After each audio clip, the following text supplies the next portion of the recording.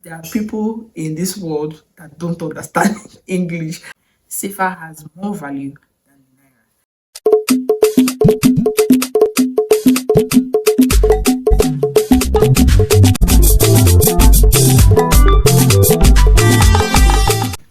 Hi, family members. Good morning and welcome back to my YouTube channel. If you're seeing my face for the first time, my name is Nazom Umo and I am a Nigerian based YouTuber. Today, I want to discuss my culture shocks in Cotonou. So, over the weekend, I went to Cotonou for reasons that I'm going to be telling you in another video.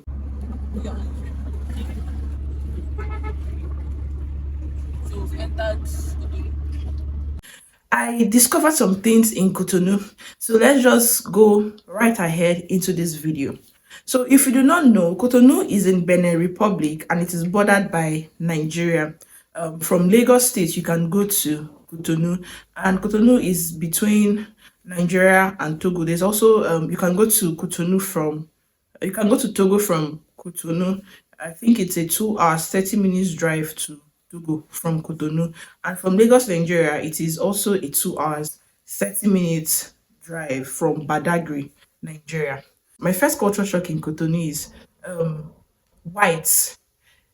Foreigners who just walk about, especially white people, they walk about like very regular people, which is not normal in Nigeria. It happens in Nigeria, but not every time. In Nigeria, it's normal to see white people in cars or in convoy, or even if you see them, you don't just see them taking a stroll on the street. I went to Cotonou on a Sunday and I saw lots of white people just randomly taking a stroll on the streets. Normally, it should be a normal thing too, but it's not something I see every day in Nigeria. So that was one thing. Culture shock in Cotonou is it's almost a taboo to film in Cotonou. Guys, I almost lost my phone trying to film in Cotonou. I don't know if it was the area I was trying to film in or if it was the people I met, but I legit almost lost my phone just trying to film in Cotonou. On two different occasions, I was harassed because I was trying to make videos, random videos. My phone was not on anyone's face. I was not trying to film anybody's face. I just wanted to take beautiful environments and stuff, and I was harassed. So I had to stop filming at some point. It made me feel really bad because I couldn't get enough clips, as much clips as I wanted to, and I also couldn't even come down to take pictures from the car because I was very frightened by the first person that harassed me. It's very normal to film in Nigeria, though there are some shops and places I'll tell you, please don't film here. But it's almost very normal to film in Nigeria. For me, it wasn't easy to film in Cotonou. So if you've gone to Cotonou or if you're a YouTuber based in Cotonou, please let me know how easy is it to actually make YouTube videos in Cotonou and just other videos in Cotonou. Do you know what ladies bike is? I think I'll find a picture now, insert it if I can find a picture of ladies bike. They use ladies bike for transportation in Cotonou, and yes, they also use normal bikes too for transportation, but I mostly saw ladies bike, and it was quite a shock for me because in Nigeria, where I come from and where I live in, ladies bike is mostly personally owned. Is that the right word to use? It is a ladies, just like the name implies, ladies bike is mostly driven by ladies in Nigeria, and then a few men also use ladies bike. But in Cotonou, and they use it for personal purpose. But in Cotonou, I saw ladies bike used for commercial purposes. They also have the regular kind of bikes or cadres that we have in Nigeria, but I mostly saw the ladies bike. Next culture shock is also about bikes. Bike people need a follow traffic light for Cotonou. Like I kept passing different traffic points and you see cars stopping. Bikes don't stop. They just go. And I was wondering, is it that the traffic light does not affect the bike guys, or what exactly is going on? Because it was almost very regular to just see bike guys beat the traffic lights. I was curious about the science behind it. Just for me to get to, I mean, the motive behind it, just for me to get to a particular checkpoint where there were police guys, or should I say security guys, because They're just standing, they were sitting down on a bike around there, and I saw two bike guys obey the traffic lights. So it's not like they are not supposed to follow the traffic light. They just don't follow the traffic light, and it's a norm for them. You get to the traffic light, cars are parked, and the bike guys just move. But when I got to that particular traffic light, like the fourth or fifth traffic light, and then I saw two bike guys stand because they saw police guys. I was confused. Is it because those two security guys were there, or they just have to pass? Everyone has to obey that particular traffic light. I'm not sure.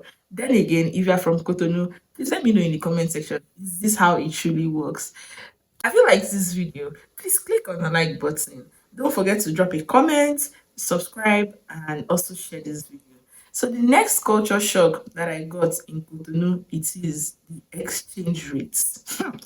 Growing up, I used to hear people say, I'm going to Cotonou, and then they take our Naira and they go there and they come back with a lot of things. Naira used to be bigger than the Cotonou safer. And I also remember French children and French kids going to Benin Republic, Cotonou on a tour. It's not the same. I can't say that right now. I was shocked to my bone marrows when I realized that the safer is bigger than the Naira. Yes, safer has more value than the naira. So the safer is bigger than the naira, yes, but they don't have like a unified rate. You know how you can go somewhere and let's say you want to buy dollars, you know that dollars is maybe 500 naira, 700 naira, or 800 naira, and then when someone wants to change, depending on your exchange rate guy you are booking, most times it can either be, it can vary from maybe 510 to 520 depending on the rates that the dollar is at the time. But in Cotonou, there's no particular rate to naira. So I remember that the first time I wanted to change money to 5,000 CFA. I used 8,750 naira to change to 5,000 CFA. When I used up that amount, I wanted to change another 5,000 CFA.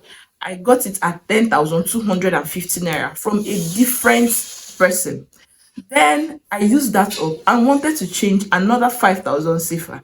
This time I got it at 12,500. So I cannot categorically tell you how much the CFA to Naira is, but just know that the CFA is bigger than the Naira. I'm going to insert clips of my trip from Nigeria to Cotonou, and if I remember any other culture shock, I'm definitely going to tell you as a voiceover. Okay, let me also state that just like in Nigeria, English is our official language. In Cotonou, French is their official language. I found it very hard to cope with communication there.